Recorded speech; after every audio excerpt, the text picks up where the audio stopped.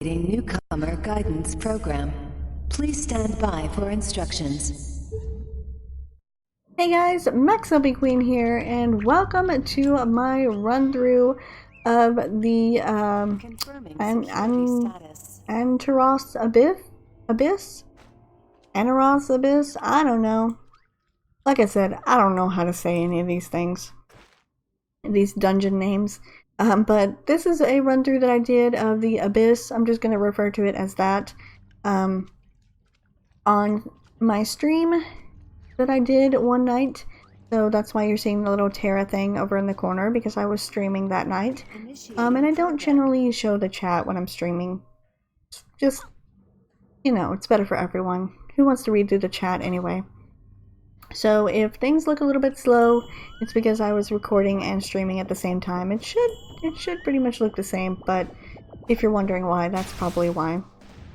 Also, if it sounds a little bit weird as well, I can't really figure that out. I have no idea why it sounds the way it does.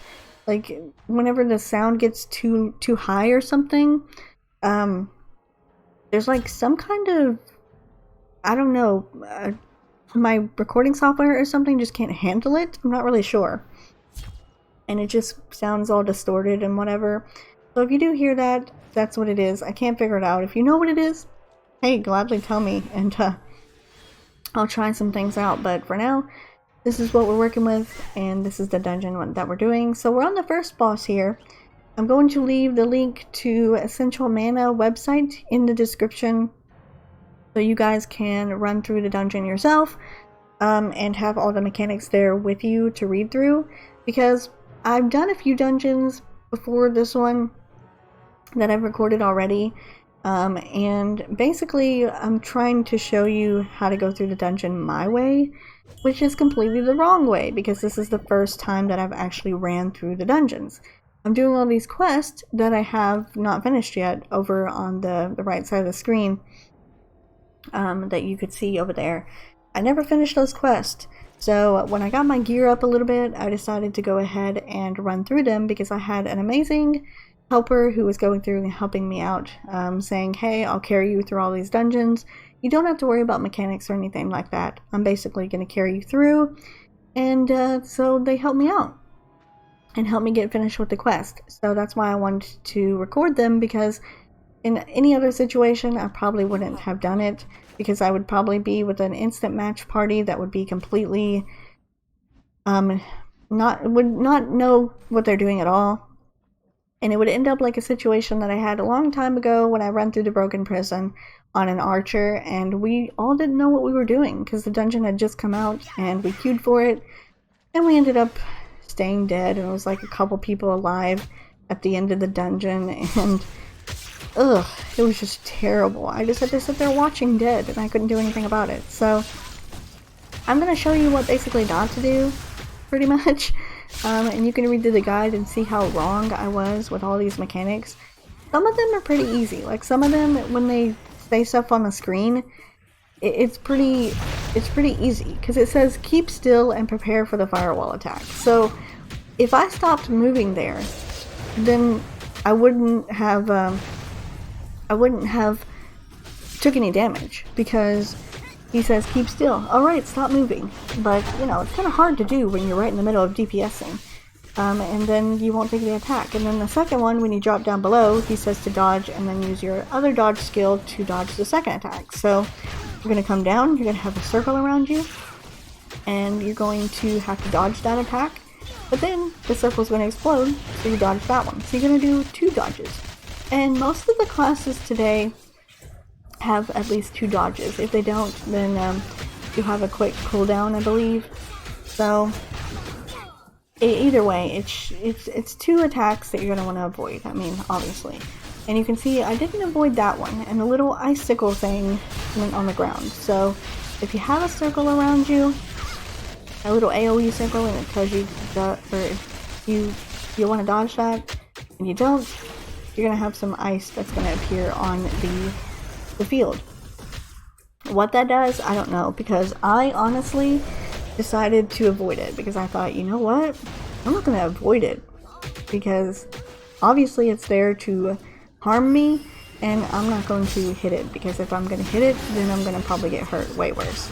And as you can see, I tried to avoid the attack, but I ended up dying anyway because I ran into the same circle as someone else's and I just died instantly. But if I'm being quite honest, I think this one is actually the one that I hate the most. Like, between Broken Prison and this one, I don't like these. The other ones I can kind of handle, they're okay, but this one here, I did terrible at. I hated this dungeon. And we ended up running it, I think, 2 or 3 times. Because when I finished all the quests that I could finish up to that point, we were deciding to just run through some random dungeons because I still needed some item XP on my gear before I could upgrade it. So I decided to run through some more, and they were like, "Hey, what do you want to run through?" I said, "I don't care, just whatever." Security protocols engaged. Please remain calm. The administrator prefers a peaceful resolution. Follow this path to begin negotiations. Sorry, I didn't want to talk over her, but anyway, I ran through this one a few times, and they were like, "Hey, what do you want to run through?" I said, "I don't care. Whatever you want to run through, I'll run through with you, because if you're going to carry me through the dungeons, then obviously I don't care what we run through." But then we ended up doing this one again, I guess because they liked this one a lot. And I was like, "Hey, can we not do this one anymore? Because I really don't like this dungeon." I found that out quite quickly. It's kind of annoying, all the mechanics and all the different things that you gotta do for each boss. Ooh, it's really annoying. So, I don't know what the second boss they were talking about with the 1, 2, 3, 4, 5 things. So I'm gonna read through this while we're going through this dungeon so I can see if maybe I can understand what they're talking about. If not, then you guys might understand it, but it says, "This is the same boss from Forsaken Island." So for those of you who have ran that dungeon before, a lot of the attacks are going to be similar to that. He's very combo oriented with its basic attacks. And then you have to pay attention to what hand he attacks with to figure out the pattern that he's going to use. During the fight, there's going to be a mechanic where people will have to take a debuff, much like on Lacalith or the Imperator. Again, don't know how to say those names. However, on this boss, it's about getting hit by a mechanic rather than being the closest one. So you need to decide beforehand who's going to get hit when. And if you don't, the healer should call out people before the mechanic happens. Taking the debuff twice is going to kill you. So, let's just go to the key mechanics here and see what it says. So it says a text message will show up on the screen saying, "Sacrificial target selected." The boss will then gain a blue or red colored aura, followed by an AoE attack that requires someone to get hit by it. The idea behind the mechanic is that the party has to rotate getting hit by this. Getting hit by this gives you a 3-minute debuff that will kill you if you get hit again. And if nobody gets hit the attack, then the boss will wipe the party. So make sure that you have at least one person get hit by it. Having 2 people get hit is not that big of a deal, but someone might have to suicide on the next time that he does the mechanic.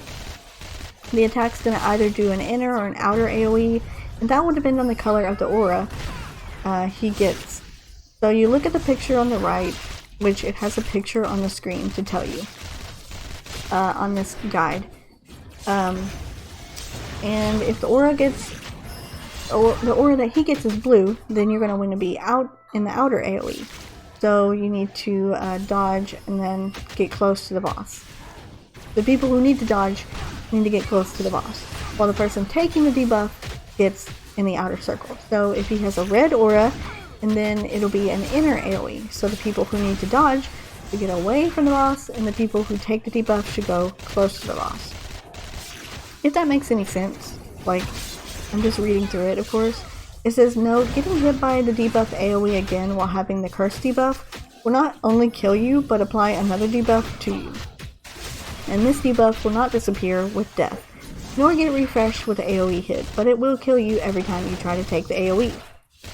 They also have a mechanic for hard mode only, but this is the normal mode of this. It's not the hard mode, so I'm not going to read through that. Because if you're doing hard mode, then probably won't be reading through this one. Sector B security protocols engaged. Please refrain from any sudden movements. The administrator will see you now.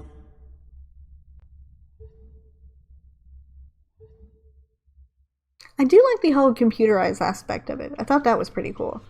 This is like some futuristic type of dungeon thing, which I thought was really cool. I like that. I like that part of it. The only thing I don't like is the dungeon itself. Which I know seems pretty weird. Alright, so now we're moving on to the final boss. What am I Englishing today? I don't think so. The final boss, Antaroth, is going to be last.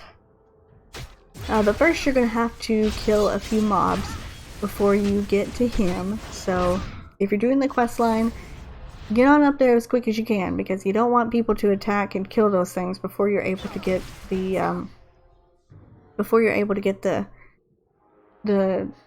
I don't even know what it's called. I can't say English words today. I don't get it. Let's just watch the cutscene.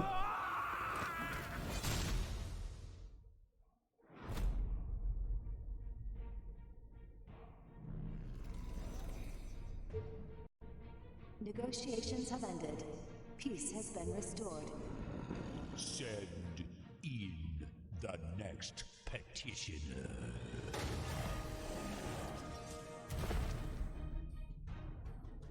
Alright, here he is, Antaroth, the final boss. So I'm going to read through what it says about taking note here. It says, several attacks on this boss grant a mana burst debuff. It's mentioned in the description if they do. This debuff gives you 4% more damage taken per every stack, up to 5. Debuff persists even after death. When the boss's HP drops below 50%, he will get a 5-minute debuff, and this debuff is basically a wipe timer. As when it expires, Antaroth gets impossibly high attack and fairly high attack speed. You do not want to let this happen. A lot of the attacks on the boss stun, and if a stun wasn't cleansed, the boss unleashes a heavy spin attack with pretty serious bleed after. It's recommended that healers pre-cleanse these even if no one was hit. So he has a bunch of key mechanics here as well. A mana burst. After call of dispersing collected mana, Antaroth will unleash uniframeable room-wide attack. This attack does 30k flat damage per stack of the mana burst on targets.